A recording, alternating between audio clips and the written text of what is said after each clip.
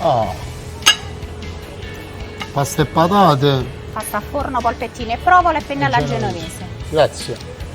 Non è finita qui. Di domenica. Guarda qua, guarda. Mamma mia.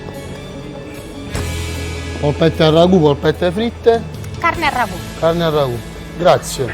Vediamo. È proprio domenica a casa mia. Buonissimo, si fa, veramente buono. Ma hai visto le polpettine? Ancora. Era un piatto. Mamma mia, perché avevo detto? Mamma, mi sento a casa. Buon appetito. Grazie. Grazie, però di